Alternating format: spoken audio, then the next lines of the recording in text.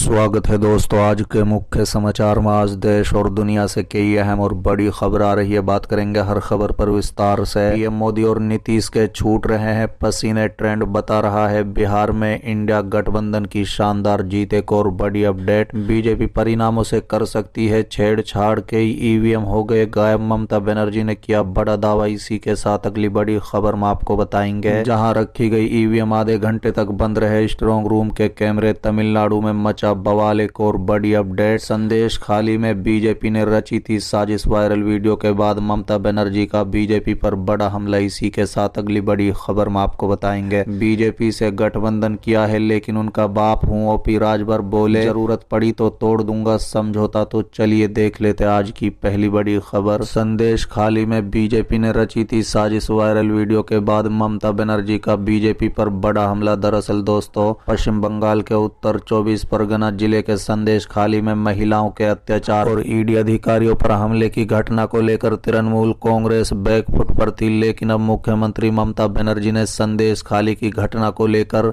Viral video के बाद BJP पर हमला बोला है। बता दें, ममता बनर्जी ने कहा है कि वो जानती थी कि संदेश खाली की साजिश बीजेपी ने रची थी और आज इसका पर्दाफाश हो गया है। बंगाल के राज्यपाल पर कथित रूप से महिलाओं के साथ छेड़छाड़ के आरोप पर भी ममता बनर्जी ने तंज कसा है। बता दें कि संदेश खाली की घटना को लेकर बीजेपी के नेता शुभेंदु अधिकारी का एक वीडियो वायरल हुआ है।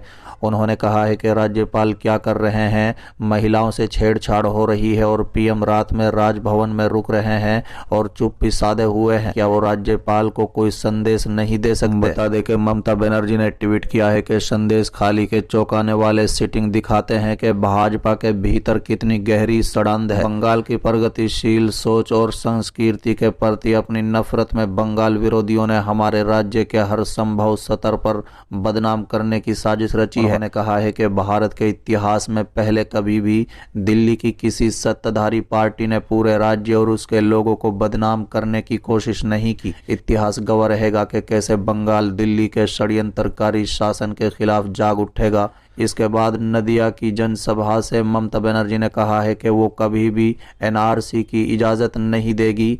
आपका अधिकार कभी कोई नहीं छीन सकता।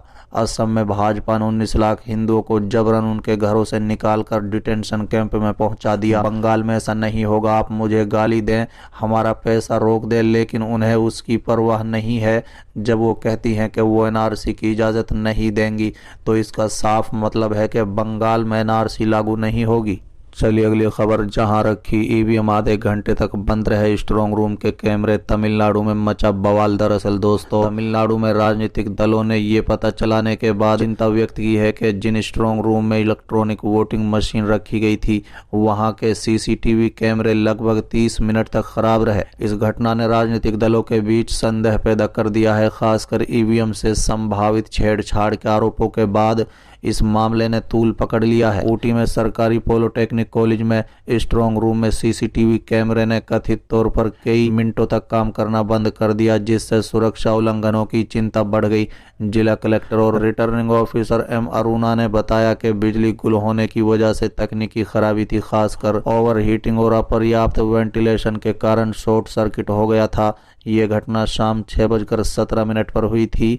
शाम 6:43 तक ये घटना जारी रही, 26 मिनट तक चली, जो हिल स्टेशन में प्रचलित गर्मी के मौसम की स्थिति के कारण और भी बदतर हो गई थी। चलिए अगली खबर, बीजेपी परिणामों में कर सकती है छेड़छाड़, कई ईवीएम गायब, ममता बनर्जी ने किया बड़ा दावा। दरअसल दोस्तों, लोकसभा चुनाव के बीच पश्चिम बंगाल की मुख्यमंत्री ममता बनर्जी ने बीजेपी पर बड़ा आरोप लगाते हुए दावा किया है कि बुधवार को बंगाल की फरक्का रैली में ममता बनर्जी ने कहा ऐसी आशंका है कि बीजेपी परिणामों में छेड़छाड़ कर सकती है क्योंकि कई ईवीएम गायब है। टीएमसी चीफ ममता बनर्जी ने साथ ही निर्वाचन आयोग के आंकड़ों पर भी सवाल खड़े किए हैं। उन्होंने कहा है कि निर्वाचन आयोग के नवीनतम आंकड़ों में मतदान प्रतिशत में अचानक बढ़ोतरी चिंता पैदा कर रही है। बता दें कि टीएमसी सुप्रीमो ने रैली में कहा है कि मतदान प्रतिशत में अचानक बढ़ोतरी न केवल परेशान करने वाली है बल्कि ईवीएम की विश्वसनीयता के बारे में भी गंभीर आशंका पैदा करती है। उन्होंने कहा है कि चुनाव आयोग ईवीएम निर्माताओं का विवरण सार्वजनिक करना चाहिए क्योंकि भाजपा चुनाव जीतने के लिए किसी भी स्तर तक गिर सकती है।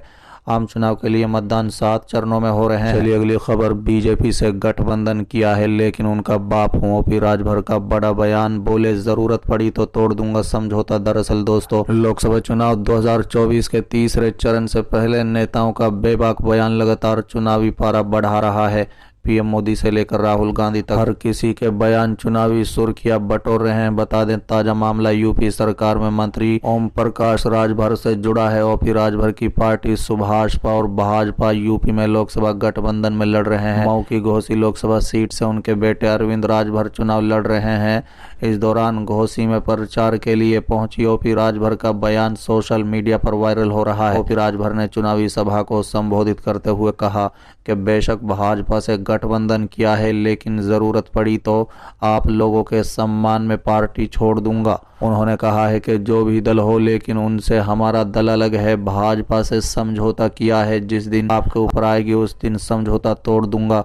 हम जो बात कहते हैं वो करते हैं। राजभर यही नहीं रुके, उन्होंने आगे कहा, शेर का बच्चा हूँ, गीदड़ का नहीं। राजभर ने कहा है कि देश के प्रधानमंत्री, गृह मंत्री और सीएम के सामने हैसियत रखता हूँ। आप जानते हैं कि उनका बाप हूं मैं। इतना कहते ही कार्यकर्ता उत्साह से झूम उठे और ओपी राजभर जिंदाबाद के नारे लगने लगे।